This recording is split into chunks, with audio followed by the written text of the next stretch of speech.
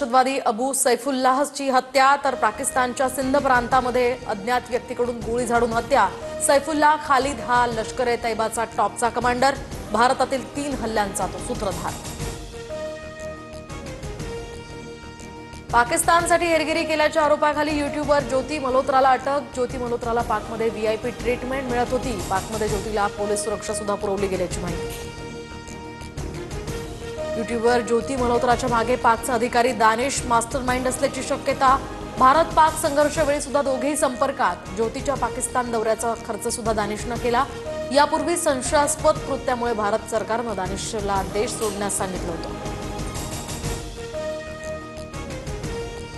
शरद पवारांचा उपमुख्यमंत्री अजित पवारांना फोन। पुरंदरमधील शेतकऱ्यांच्या प्रश्नांसंदर्भात दोघांमध्ये चर्चा।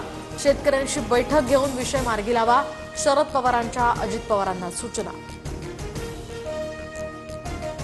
तो सूड नव्हता तर न्याय होता। भारतीय सैन्याकडून ऑपरेशन सिंदूर संदर्भात नवा व्हिडिओ प्रसारित। ऑपरेशन सिंदूर राबवत कशा प्रकारे दहशतवादी तळ नष्ट केली याची माहिती व्हिडिओतनं।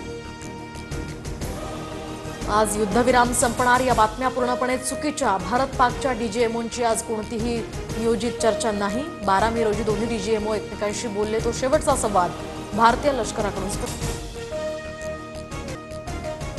पुणे, जालना, रत्नागिरीसह जालना, अमरावती आणि सोलापुरात जोरदार अवकाळी पावसाची हजेरी। मराठवाड्याला मान्सूनपूर्व पावसाचा सर्वाधिक फटका। वादळी वाऱ्यामुळे पिकांची नासाडी, अनेक ठिकाणी झाडं उन्मळून पडली। सोलापुरातील टेक्सटाईल कारखान्याच्या भिजलेल्या आगीचा पुन्हा एकदा भडका। 13 तासांनंतर आग आटोक्यात आली होती, मात्र पुन्हा गॅसचा स्फोट। आगीत 8 जणांचा होरपळून मृत्यू। आयपीएलमध्ये संध्याकाळी दिल्ली विरुद्ध गुजरातची लढत। प्लेऑफच्या शर्यतीमध्ये पहिल्यांदा स्थानावर जाण्याची गुजरातला संधी, तर दिल्लीसाठी हा निर्णायक सामना।